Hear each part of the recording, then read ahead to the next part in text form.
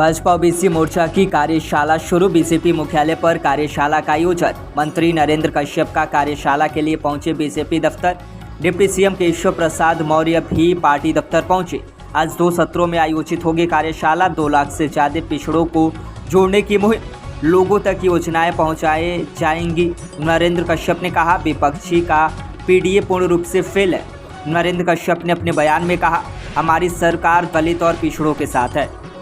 OBC समाज चट्टान की तरह बीजेपी के साथ जुड़ा हुआ है और 2024 में 80 की 80 लोकसभा सीटें उत्तर प्रदेश जीतकर प्रधानमंत्री नरेंद्र मोदी को फिर से प्रधानमंत्री बनने की मदद करेगा।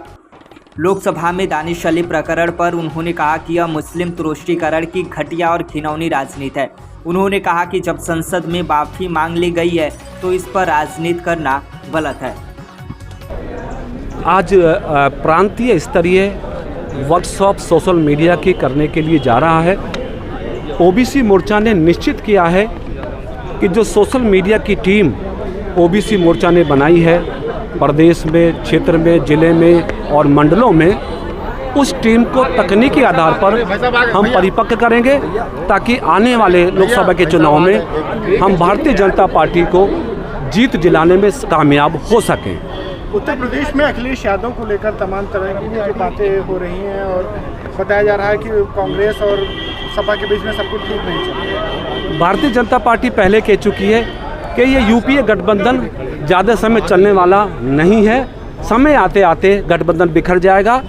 मोदी जी देश के लोकप्रिय नेता के रूप में फिर से कायम रहेंगे। धन्यवाद। सच है कि देश का सर्व समाज भारतीय जनता पार्टी के साथ है, प्रधानमंत्री श्री नरेंद्र मोदी जी के साथ है, लेकिन ओबीसी चट्टान की तरह भारतीय जनता पार्टी के साथ माननीय प्रधानमंत्री मोदी जी के साथ खड़ा है।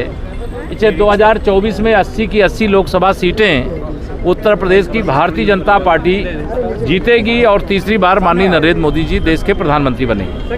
सर, ओबीसी कह रहे हैं संसद में मॉब लिंचिंग होगी, कैसे देख रहे हैं आप इसको, ओबीसी के कथन को? देखिए, ये मुस्लिम तुष्टीकरण की घटिया और घिनौनी राजनीति है और जो संसद का विषय है वो संसद में लोकसभा अध्यक्ष जी देखते हैं। संसद के बाहर उसे चर्चा का विषय जो बना रहे हैं वो शुद्ध रूप से मुस्लिम तुष्टीकरण की राजनीति कर रहे हैं और इससे उन्हें कुछ हासिल नहीं होगा।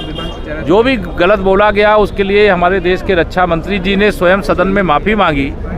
वह शब्द प्रयोग जो किए गए उसे लोकसभा अध्यक्ष जी ने कार्रवाई से निकाल करके बाहर कर दिया और पार्टी ने उनको नोटिस दे दिया। उसके बाद ये विषय समाप्त हो जाता है। लेकिन जो भारतीय जनता पार्टी के खिलाफ INDIA गठबंधन बनाए हुए हैं, उनके ही पार्टी के एक नेता ने किस प्रकार से सनातन के विरुद्ध अपमानजनक भाषा का प्रयोग किया, किस प्रकार से कांग्रेस के हरियाणा प्रदेश के अध्यक्ष ने माननीय प्रधानमंत्री नरेंद्र मोदी जी के प्रति शब्दों का प्रयोग किया, किस प्रकार से कांग्रेस सहित भाजपा विरोधी नेताओं ने समय समय पर एक गरीब माँ बाप के बेटे, एक ओबीसी से आने वाले देश के प्रधानमंत्री, एक चाय बेचने वाले के बेटे जो देश को इतनी ऊंचाई की ओर ले जा रहे हैं, उनके प्रति लगातार आप शब्दों का प्रयोग करते हैं, उस पर ये मौन रहते हैं। और यह घटना जो संसद के अंदर की है, उस घटना को लेकर के कार्रवाई हो जाने के बाद भी अगर सवाल उठा रहे हैं तो गलत है। सर, नीतीश कुमार विपक्षी कार्यक्रम में ना जाकर दीनदयाल उपाध्याय कार्यक्रम में जा रहे हैं, क्या मैसेज देना चाह रहे हैं नीतीश कुमार? नहीं, देखिए, पंडित दीनदयाल उपाध्याय जी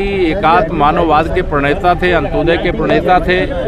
गरीब कल्याण का जो दर्शन उनका है वह अपने आप में अभूतपूर्व है और पंडित दीनदयाल उपाध्याय जी के विचारों को चाहे वो नीतीश कुमार जी हों और चाहे किसी भी दल का कोई नेता हो, भाजपा तो हम उनकी पूजा करते हैं। वो हमारे आइडियल हैं, हमारे आदर्श हैं और उनके बताए रास्ते पर पार्टी और सरकार काम भी करती है।